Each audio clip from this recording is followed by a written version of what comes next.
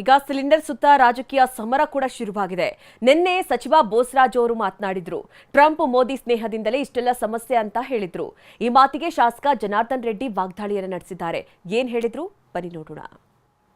ಈಗ ನಾವೇನಾದರೂ ಮಾತಾಡಲಿಕ್ಕೆ ಹೋದರೆ ಮೋದಿ ವಿರುದ್ಧ ಮಾತಾಡಿದ್ರೆ ಬಟ್ ಜನರಿಗೆ ಕಾನ್ಫಿಡೆನ್ಸ್ ಕ್ರಿಯೇಟ್ ಮಾಡಬೇಕಂತೇಳಿ ನಾವು ಯಾರು ತೊಂದರೆ ಎಲ್ಲ ಬರ್ತದೆ, ನೀವೇನು ಬ್ಲ್ಯಾಕ್ ಮಾರ್ಕೆಟ್ ಮಾಡಬೇಡ್ರ ಅದು ಇದು ಅಂತೇಳಿ ರೈಡ್ ಗೈಡ್ ಮಾಡಿ ಕಂಟ್ರೋಲ್ ಮಾಡುವ ಪರಿಸ್ಥಿತಿ ಬರ್ತದೆ. ಬಟ್ ಇದೆಲ್ಲ ಮೋದಿಯವರು ಟ್ರಂಪ್ನ ಜೊತೆಯಲ್ಲಿ ಭಾಳ ಸ್ನೇಹಿತರಾಗಿದ್ದಾರೆ.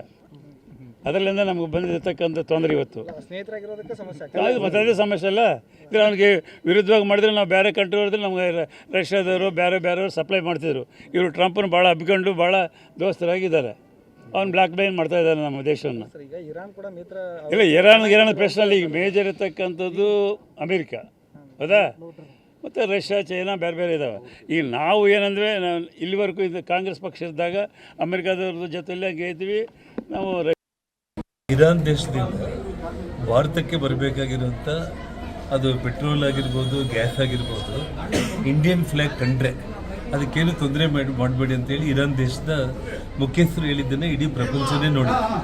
ಹಾಗಾಗಿ ಇರಾನ್ ದೇಶದವ್ರಿಗೂ ಭಾರತ ಅಂತಂದರೆ ಇಲ್ಲಿರುವಂಥ ಭಾರತದಲ್ಲಿರುವಂಥ ಒಂದು ಮುಸಲ್ಮಾನ್ ಬಂಧುಗಳಿಗೆ ಇರುವಂಥ ಒಂದು ಭದ್ರತೆ ಮತ್ತು ಸನ್ಮಾನ್ಯ ನರೇಂದ್ರ ಮೋದಿಯವರ ಒಂದು ಆಡಳಿತ ಅವರಿಗೆ ಮನದಟ್ಟಾಗಿರೋ ಕಾರಣವೇ ಇವತ್ತು ಬೇರೆ ದೇಶಗಳ ಹಡಗುಗಳನ್ನು ಹೊಡಿತಾ ಇದ್ದಾರೆ.